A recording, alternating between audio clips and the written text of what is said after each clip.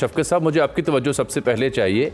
अचकज़ई साहब को नॉमिनेट किया जाता है, स्पीकर साहब बार बार यकीन दहानी करवाते हैं, फिर इत्तला मिलती है कि उनके साहब का बयान जो है उनकी छान पटक की जा रही है।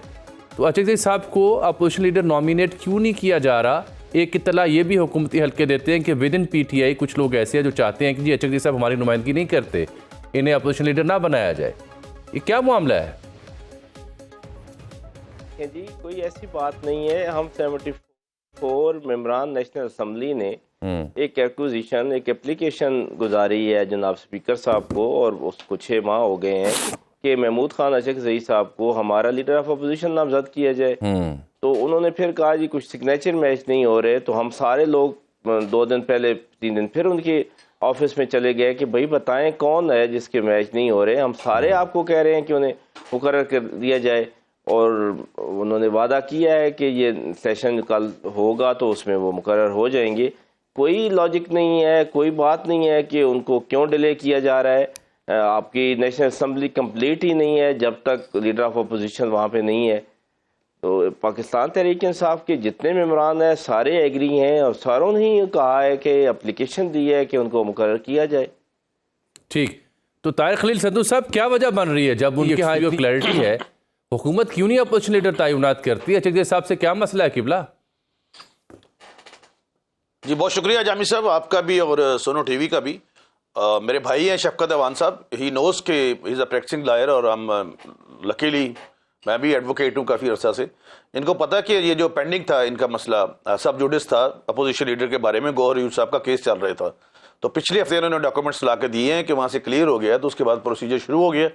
अली मोहम्मद खान साहब ने कल एक टीवी प्रोग्राम में कहा था, कुछ बातों पर उन्होंने एतराज़ की थी, लेकिन हमें नहीं, वो इनका अपना पार्टी का मामला है, ये हमारी तरफ से लड़े झगड़े जो मर्जी करे या किसी की बात ना माने। तो आप अभी आज या कल तक डेफिनेट जो है इनका नोटिफिकेशन महमूद अचकज़ई साहब का जो इन्होंने यूनानिमसली ये कह रहे हैं, और उन्होंने समरी भी चली गई है स्पीकर ऑफिस में, तो डेफिनेट हो जाएगा जी, कोई ऐसी बात नहीं है, और इसमें किसी किस्म का कोई अभाव नहीं है।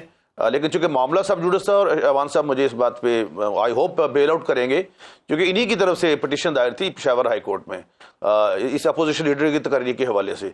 तो जब तक वो डिसाइड ना होता, फिर इन्होंने वहाँ से विड्रा किया और फिर उसके कागजात ला के दिए हैं इन्होंने स्पीकर साहब को, तो डेफिनेट ये कल तक हो जाएगा जी। अवान साहब, ये मतलब है तुसी आप ही जिम्मेदार हो, तुसी गल पा रहे हो हुकूमत दे उत्ते?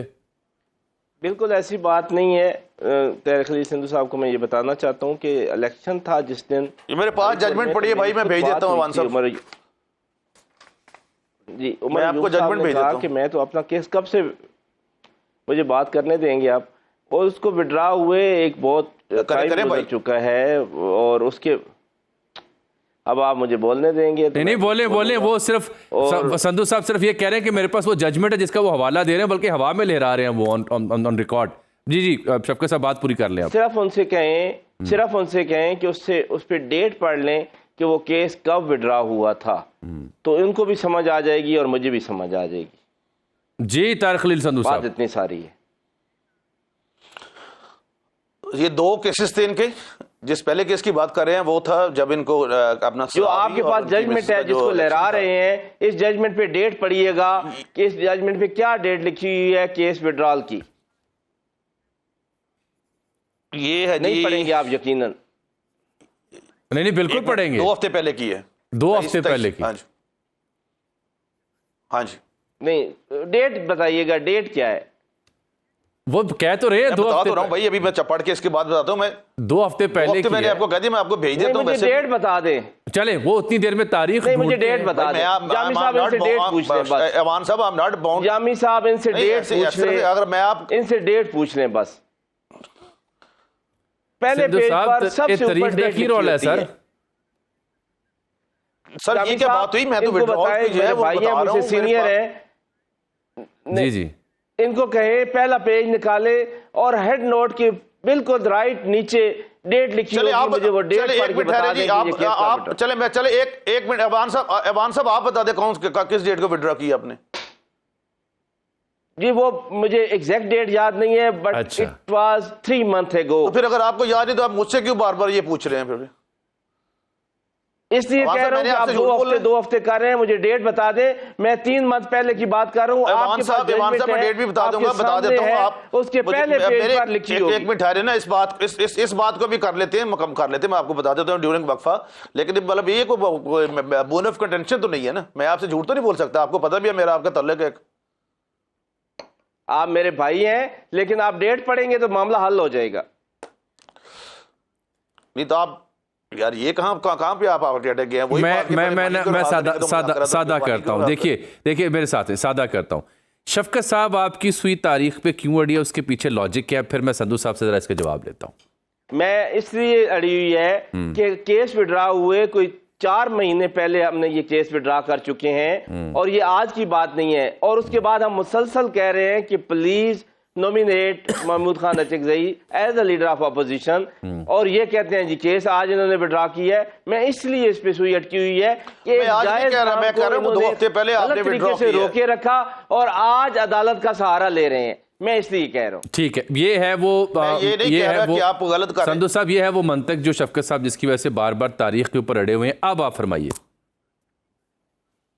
नहीं, मैं बार बार ये कह रही, मैं कब कह रहा हूँ कि 4 माह वाली बात गलत है। 2 हफ्ते पहले या 3 हफ्ते पहले ये इन्होंने स्पीकर ऑफिस जमा करवाई है। इनसे पूछे, आप ले लें उनको, भाई जाते जाते 3 हफ्ते से अपना 3 हफ्ते से ये 12 आप चीफ व्हिप सबको ले लेना लाइन पे। आप चीफ व्हिप आप देखें, आप चीफ व्हिप को ले लें कि आप कब उन्होंने विड्रॉ किया वहां पे गौरी यूब साहब ने, और कब यहाँ पे भेजी है। जी बिल्कुल, आमिर डोगर साहब को अभी लाइन पे ले और उनको ये पूछें कि सुप्रीम कोर्ट ऑफ पाकिस्तान में ये मामला पेंडिंग था जी, आमिर डोगर साहब को ले ले, वहां चला गया था। चलिए ये तो तय हो जाएगा, लेकिन क्लैरिटी ये दे रहे हैं संधू साहब के, चूंकि आपने वो वापस अच्छा मुझे बताएं जामी साहब, ये मेरे भाई हैं और सीनियर कानूनदान हैं जी, मुझे ये बताएं इनके पास अगर जजमेंट है तो उस पर डेट क्यों नहीं होगी? जजमेंट के पहले पेज पे डेट होती है जी। यार बात सुन, देखिए जामी साहब, ये तो कोई मसला नहीं है। इस बात पे तो प्रोग्राम नहीं हो रहा कि डेट की वजह से हम प्रोग्राम ना करें आगे। मैं जजमेंट सेंड करता हूँ, खुद भी पढ़ ले मैं, लेकिन सर तारीख का मतलब नहीं, तारीख पे तारीख ना दे। फिर ये वो 4 माह की बात करे, मैं 2-3 हफ्ते की बात पहले बात कर रहा हूँ। ठीक, चलिए अब आप क्लैरिटी, इसमें कौन सा मसला? नहीं, अब आप इसको किससे को यूं निपटा लेना कि आप कह रहे हैं कि जी हो गया, मसला हल हो गया, जल्द नोटिफिकेशन जारी कर दीजिएगा। ये आपने कहा ऑन रिकॉर्ड? जी हो गया जी। चलो एक गलत होगी, आगे चलो। मैं अब कह रहा हूं, अभी ऑन रिकॉर्ड कर रहा हूं कि इनकी फाइल चली गई स्पीकर साहब के ऑफिस में, आज या कल तक इनका नोटिफिकेशन हो जाएगा जी। और लीडर ऑफ अपोजिशन को एक लंबे अरसे तक तैनात ना करने की कोई रीजन भी बताएं। मैं आपसे समझना चाह रहा हूं ना शफकत साहब, क्या वजह है, क्या वजह है? So many reason. एक मिनट संधू साहब ठहरिएगा, संधू साहब ठहरिएगा। शफकत साहब, क्या वजह है कि फ्रॉम विद इन पीटीआई जो अपोजिशन लीडर थे, उसके बाद आप तहरीक तहफ़्फ़ुज़ यानी पाकिस्तान के रहनुमा को खान साहब ने नॉमिनेट किया, तो क्या वजह है कि हुकूमत लीडर ऑफ अपोजिशन क्यों तैनात नहीं कर रही? आपके ख्याल में क्या वजह? मैं बताता हूँ जी, मैं बताता हूँ कि हमने ये, आप ये पूछना चाह रहे हैं कि why we nominated Mahmood Khan Achakzai instead of our own person? 2 सवाल मैं आपसे पूछ रहा हूँ। आपने पीटीआई की बजाय अचकज़ई साहब क्यों नॉमिनेट किए, और दूसरा हुकूमत क्यों अपोजिशन लीडर नहीं लगा रही? दो सवाल है, मुख्तलिफ सवाल है। पहले सवाल का जवाब ये है कि हमारे leader of opposition from national assembly Umar Ayub साहब, leader of opposition from senate Shibli Faraz साहब, leader of opposition from Punjab assembly Malik Ahmad Khan Bhachar साहब, और हमारी पार्लिमानी लीडर तरताज गुल साहबा को सजा कर दी गई। तो खान साहब ने कहा कि हम अपना बंदा फिर अपॉइंट करेंगे, तो ये किसी ऐसे ही भूडे केस में उनको फिर सजा कर देंगे और एक और सीट से हम या 2 सीटों से हाथ गंवा बैठेंगे। तो इसलिए उनको नॉमिनेट किया गया कि ये शायद उनके उस हद तक ना जाएं कि और पार्टी के लोगों को डिस्क्वालीफाई करें।